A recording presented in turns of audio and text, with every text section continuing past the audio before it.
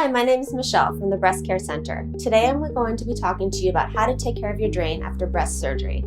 If you had mastectomy or lymph node dissection, removal of lymph nodes from under your arm, you may be asked to take care of a drain at home. The drain is used to collect blood and body fluid from the surgical site so it does not cause swelling under your skin. You can expect to have the drain for 1 to 2 weeks depending on the output. It is important to record the output. If you've had breast implants or tissue expanders placed during surgery, you may be sent home with antibiotics to prevent infection. This is an example of a drain. Your surgeon may use a different one and will provide instructions on how to take care of it. While your drain is in place, you should limit your arm range of motion, but should continue to do normal activities such as brushing your teeth, washing your face, and combing your hair. Ask your doctor when you should be able to shower. The timing may vary on if you had reconstruction. What is a surgical drain? The rubber tube will probably be in place by 1 or 2 stitches in your skin. Most people attach the bulb with a safety pin to clothing or near the bandage so that it doesn't flip around or pull on the stitches. When you first get the drain, the fluid will be bloody. It will change color from red to pink to a light yellow or clear as the wound heals and the fluid starts to go away. Your doctor may give you specific information on when you no longer need the drain and when it will be removed. In general, you will need the drain until you are collecting less than 25 milliliters of fluid in 24 hours. Fluid collection. Follow any instructions your doctor gives you. How often you empty the bulb depends on how much fluid is draining. Empty the bulb when it is half full. How to empty the bulb.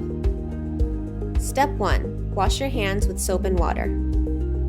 Step 2. Take the plug out of the bulb and empty the fluid into the measuring cup provided. Write down the amount on your record sheet.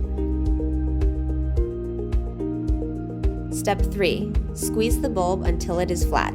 This removes all of the air from the bulb and creates suction to draw the fluid in. Step 4. When the bulb is flat, insert the plug.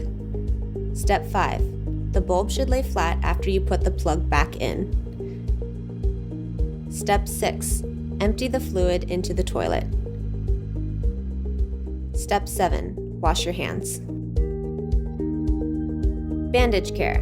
You may have a bandage. Your doctor will tell you how often to change it. Step 1. Wash your hands with soap and water.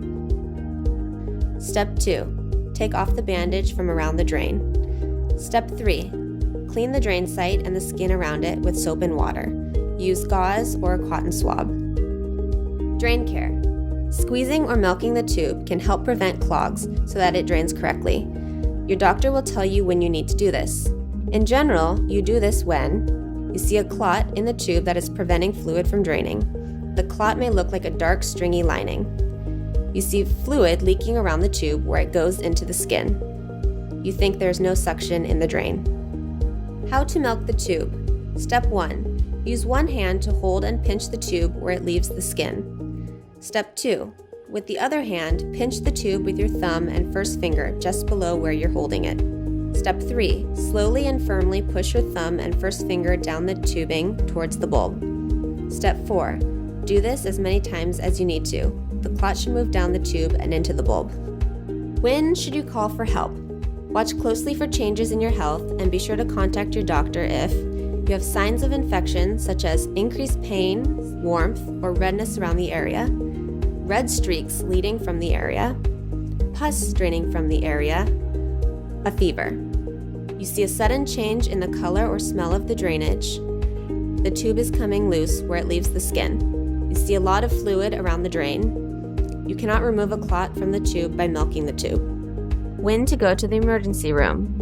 You have severe pain and swelling uncontrolled by pain medicine. You bleed through your bandages in less than 1 hour. In summary, make sure the bulb is flat to ensure suction. Always wash your hands before and after handling your drain. Always record the collected fluid. Watch for signs of infection and/or fever.